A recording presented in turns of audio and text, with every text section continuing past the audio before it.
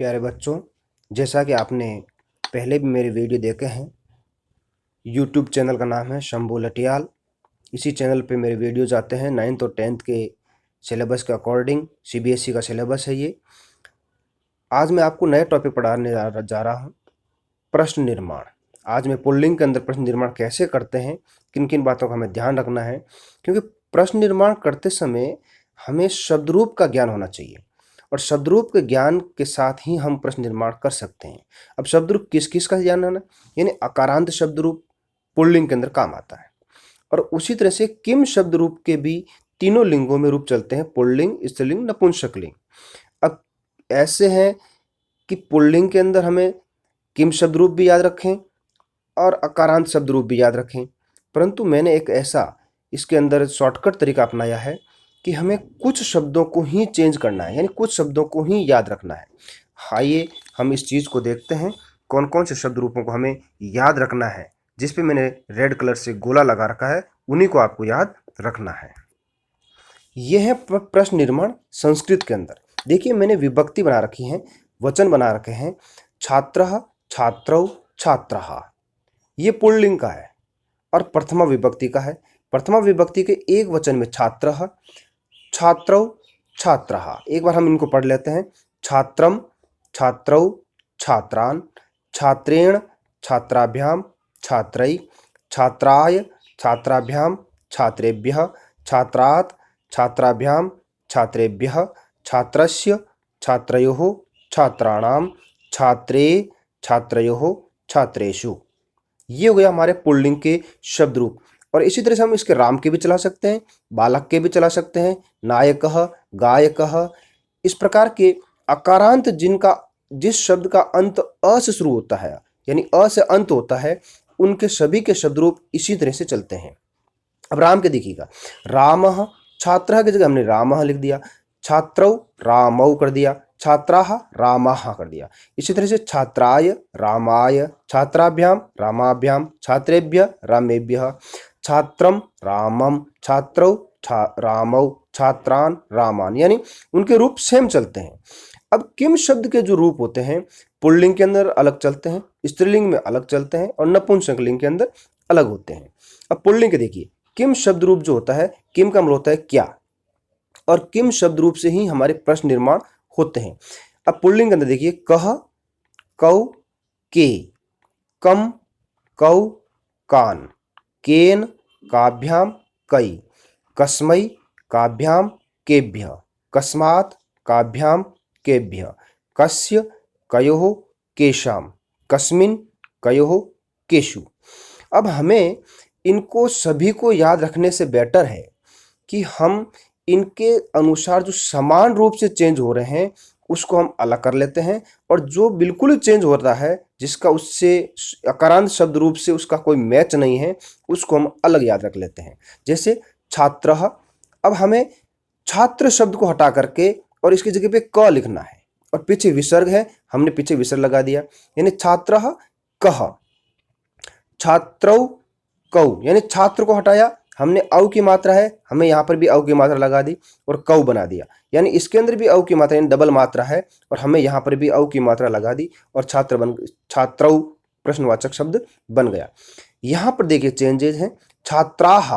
अब यहाँ पर हम यदि यह करें कि छात्र की जगह हमने क लिख देते हैं, फिर आकारांत की आ लगा देते हैं और विसर्ग लगा देंगे, तो वो गलत हो जाएगा, क्योंकि वो पुल्लिंग के अंदर ऐसा शब्द प्रश्न निर्माण नहीं होता है। तो छात्राः यानी प्रथमा विभक्ति का बहुवचन का प्रश्न निर्माण करना है, तो हमें लिखना पड़ेगा के, यानी इस गोले का मतलब है कि इसको हमें अलग से याद रखना है। बाकी तो ये सेम ही है, बाकी तो जो इसमें लिखा हुआ है वैसा का वैसा नीचे लिखना हमें, परंतु यहाँ पे देखिए छात्राः लिखा हुआ है और हमें लिखना है इसको के। अभी आगे देखिएगा, छात्रम, यानी पीछे हमने क्या लगाया, म, हमने भी क के पीछे लगा दिया म, कम। छात्रौ कौ, छात्रान, यानी यहाँ पे देखिए छात्र शब्द हटा दिया हमने, यहाँ से लेकर के इधर का हटा दिया, तो छात्र की जगह हमने लिख दिया क, और इसके आकारांत यानी आ है, हमने लिख दिया आ, और न पीछे है तो न लगा दिया, यानी कान कर दिया हमने। छात्रान कान, सेम वैसा का वैसा शब्द है जैसा ऊपर है, सिर्फ छात्र की जगह हमने क लिखना है। इसके अंदर आ की मात्रा है, हमने भी आ की मात्रा लगा दी, और न है अंत में, हमने भी न लगा दिया, छात्रान। छात्रेण केन। यानी इसके अंदर न और न का आपको ज़्यादा कंफ्यूज नहीं होना। इसके अंदर एक रसाभ्याम नोण शब्द रूप एक सूत्र चलता है, उसके अनुसार ये चेंज होता है। तो अभी आप 10th में हैं, 9th में हैं, इसलिए आपको इस बात पे ध्यान नहीं देना ज़्यादा। तो छात्रेण आपको न ही लगाना, वापस केन जब प्रश्न निर्माण करते हैं तो आपको न लगाना, यानी केन लिखना है। छात्र का क लिख दिया, ए की मात्रा हमने भी ए की मात्रा लगाई और ण की जगह हमने न लिख दिया, यानी केन। छात्राभ्याम काभ्याम, छात्र क लिखा, आ की मात्रा है हमने भी आ की मात्रा लिखा दी और भ्याम शब्द जुड़ा हुआ है तो हमने भी भ्याम लिख दिया। छात्राभ्याम सेम ही है। छात्रई कई ये भी सेम है। छात्राय, यहाँ पे देखिए, यहाँ पे ध्यान दीजिएगा, छात्राय शब्द लिखा हुआ है, हमें प्रश्न निर्माण करते समय लिखना है कस्मै। छात्राभ्याम काभ्याम, छात्रेभ्यः केभ्यः। छात्रात यहाँ पे वापस चेंज करना है, यहाँ पे लिखा हुआ कस्मात, यानी छात्रात जब शब्द आता है या रामात, छात्रात, बालकात, इस प्रकार के शब्द आते हैं जिसमें पीछे आत लगा है तो हमें लिखना है कस्मात। छात्राभ्याम काभ्याम, छात्रेभ्यः केभ्यः। छात्रस्य कस्य, छात्रयोः कयोः, छात्राणाम केशाम, यहाँ पे देखिए यहाँ बिल्कुल चेंज है, छात्राणाम आपको बनाना है केशाम। आप इस शब्द को याद रख लीजिए, जिसके पीछे आणाम लगता है आपको लिखना है केशाम। छात्राणाम केशाम, रामाणाम केशाम, बालकानाम केशाम। छात्रे कस्मिन, इसका मैं बाद में बताऊंगा आपको। छात्रे यदि ए इस प्रकार का आता है, यानी सप्तमी विभक्ति का आता है, बहुत ही कम मात्रा में आते हैं, ये बहुत ही कम आते हैं, न के बराबर आते हैं। कस्मिन, छात्रयोः कयोः, छात्रेषु केषु, यानी ए की मात्रा है हमने भी ए की मात्रा लगाई, ष षटकोण वाला है हमने भी ष षटकोण वाला लगा दिया और शब्द बना दिया केशु। अब हमें इस पूरे चीज़ों में हमें याद क्या रखना है, 5 चीज़ याद रखनी, 1 2 3 4 5। इनमें से इसको आप छोड़ दीजिए, इसको आप निकाल दीजिए, ये याद रखिएगा, 1 2 3 4, 4 चीज़ें आपको याद रखनी है। इट मीन्स आप बाकी जितने भी शब्द रूप हैं वो सारे के सारे अकारांत शब्द रूप से प्रश्न निर्माण का किम शब्द रूप भी उससे मिलता जुलता शब्द है, इसलिए इसको ज़्यादा हमें याद नहीं रखना, परंतु इनको याद रखना है कि छात्राः शब्द आए, रामाः, बालकाः, तो आपको लिखना के। छात्राय, रामाय, बालकाय, गायकाय, नायकाय, इस प्रकार के शब्द आए जिसके पीछे आय आता है तो आपको लिखना है कस्मै। जिसके पीछे आत आता है, छात्रात, बालकात, रामात, तो आपको लिखना है कस्मात। छात्राणाम तो आपको लिखना है केशाम। अब देखिए, जो मैंने कहा था कि सप्तमी विभक्ति का आपको ज्यादा ध्यान नहीं देना है, 2 चीज आपको एक याद रखनी है, कुत्र कति। कुत्र जो शब्द है वो सप्तमी विभक्ति का एक वचन की जगह काम करता है, सप्तमी विभक्ति की एक वचन यहां पर वो काम करता है। ये जो सप्तमी विभक्ति है इसका जो एक वचन है, इसकी जगह पे आपको कस्मिन शब्द को याद न रख करके आपको याद रखना है कुत्र। कुत्र शब्द आप याद रखेंगे तो आपका आधे से ज्यादा काम हो जाएगा। यदि कोई स्थानवाचक शब्द आता है, स्थानवाचक शब्द का मतलब किसी जगह का नाम आता है, जैसे विद्यालय, पुस्तकालय, दिल्ली, आगरा, उद्यानम, उद्यान, इस प्रकार के शब्द आते हैं, स्थानवाचक शब्द आते हैं, तो आपको उसकी जगह चाहे कोई सी भी विभक्ति में हो आपको लिखना है कुत्र। और यदि कोई संख्यावाचक शब्द आता है यानी तो लिखना आपको कति। संख्यावाचक जैसे पंच, 1 से लेकर के शतम, सहस्र, यानी 1000 2000 जहां तक की भी संख्या आती है, लाख तक, वहां पे कहीं पर भी संख्यावाचक शब्द आता है तो आपको लिखना है कति। अब वो किस विभक्ति में है, किस लिंग में है, उससे आपको कोई लेना देना नहीं, आपको सिर्फ कति शब्द को याद रखना। जहां भी संख्या शब्द आ गया आपको लिखना है कति। जैसे देखिए यहाँ पे देखिए, कुत्र का मतलब होता है कहाँ और कति का मतलब होता है कितने। अब यहाँ पे उदाहरण बताता हूँ मैं आपको।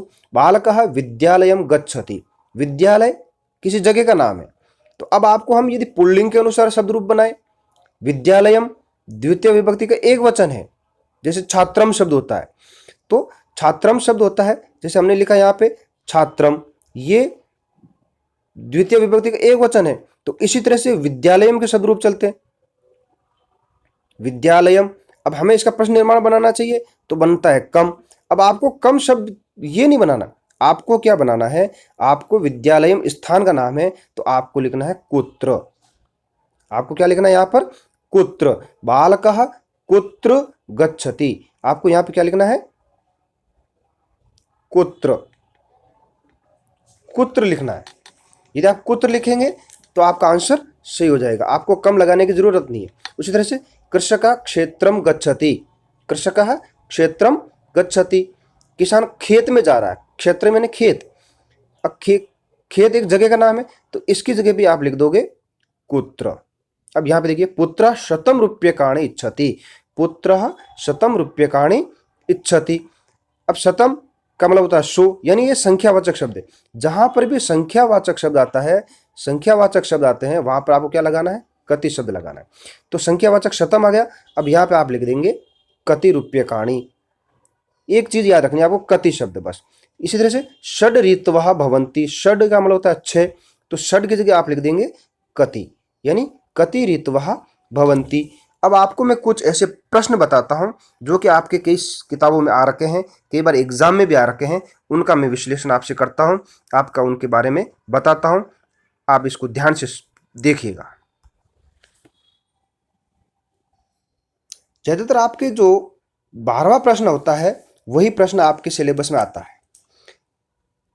12वां प्रश्न जो है ये देखिए, अब 12वें प्रश्न में आप इसको देखिए, षड ऋतवः, षड ऋतवः एव संवत्सरस्य न अभयः। षड का अंडरलाइन कर रखा है, षड का मतलब क्या हो गया यहाँ पे 6, तो अब आपको 6 से मतलब है, यानी षड का मतलब होता है 6, यानी मैंने बताया था आपको कि यदि संख्यावाचक शब्द है तो आप उसकी जगह पे क्या लिख देंगे, संख्यावाचक शब्द की जगह पे आपको लिख देना है कति शब्द। तो यहां पर आप इसको कति शब्द जोड़ देंगे तो आपका आंसर सही हो जाएगा। क्या लिख देंगे, कति, यानी यहां पे आ जाएगा कति शब्द आ जाएगा। उसी तरह से सूर्यस्य, अब मैंने आपको बताया था सूर्यस्य, इसका बन जाएगा कस्य, पिचस्य है कस्य। रमणीय स्त्रीलिंग का है, इसको आप छोड़ दीजिए अभी फिलहाल। सप्त राज्येषु केषु, सप्त राज्येषु केषु। इसी तरह से मैं आपको और बताता हूं, कुछ प्रश्न और है मेरे पास। यहां पर देखिएगा, सूर्य अकारांत है तो सूर्य का अंडरलाइन कर रखा है, अकारांत है, जैसे छात्र शब्द होता है वैसा ही है ये भी, तो आपको यहां पे लिखना है कह, आपने लिख दिया कह। षड वापस वही आ गया, तो ये षड की जगह आपने लिख दिया कति, यानी संख्यावाचक शब्द है ये। जगत पते है, ये आपका थोड़ा सा अलग है, इसका होता है कस्य ही होता है, परंतु ये इकारांत शब्द है। परमास्त्रेण, देखिए छात्रेण की तरह लगा है तो आपको लिखना है यहाँ पर केन, अस्त्र की जगह, यानी परम, यानी ये जो परमास्त्र ये शब्द है इसकी जगह आपने लिख दिया क, ऊपर एक ही मात्रा है आपने लगा दी एक ही मात्रा और न लिख दिया और केन बना दिया। इस तरह से आपको प्रश्न निर्माण करना है। एक प्रश्न और देखते हैं, 12वां प्रश्न आएगा ये आपके पेपर। यहां पर देखिए ऊपर लिख रखा है कलशात, कलशात, ये जैसे छात्रात होता है वैसे ये कलशात शब्द लिखा हुआ है। कलश, इसका हमने कर दिया, कलश को अलग कर दिया, ये कलश, कलश की जगह हमने क्या लिख दिया, क लिख दिया।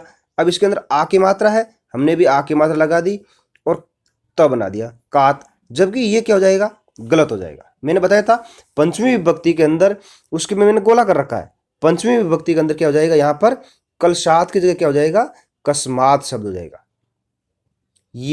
ये शब्द होगा सही, राइट। जब आप यदि कलशात आत लगाओगे ये गलत हो जाएगा, तो कस्मात ये शब्द आपको याद रखने हैं। उसी तरह से दिव्यम कम, ब्रह्मास्त्रेण, सॉरी बस ब्रह्मास्त्रस्य कस्य, कुछ ज़्यादा चेंजेस नहीं करना है।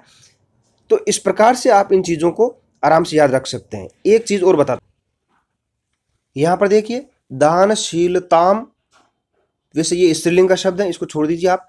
गुरुषु, शु आया हुआ है तो आपको लिखना है यहाँ पे केशु, गुरुषु केशु। द्रोणपुत्राय, चतुर्थी विभक्ति है, छात्राय, छात्राय की तरह है तो पुत्राय, तो इसके लिए क्या लिखेंगे, कस्मई। उसी तरह से चतुर्विंशति, संख्यावाचक शब्द हैं तो चतुर्विंशति की जगह क्या हो जाएगा, संख्यावाचक शब्द की जगह हम क्या लिखेंगे, कति, कति शब्द आ जाएगा। इस तरह से आपको इसको आराम से याद रखना है, पढ़ना है। और यदि आपको याद नहीं आता है तो आप इसको शुरू के जो शब्द रूप मैंने बताए थे उन चीज़ों को आप लिख भी सकते हैं। किसको लिखना है एक बार मैं फिर आपको बता देता हूँ। ये जो शब्द रूप है इसको आप इसी सीक्वेंस में लिख सकते हैं। आप यदि इसी सीक्वेंस में लिख लेंगे तो आपको ये आसानी हो जाएगी, आपको याद करने में आसानी हो जाएगी। आप बार बार इसको देख सकते हैं, कहाँ कहाँ प्रॉब्लम है आप इसको शुरू में लिख लीजिएगा। आप सभी का बहुत बहुत धन्यवाद।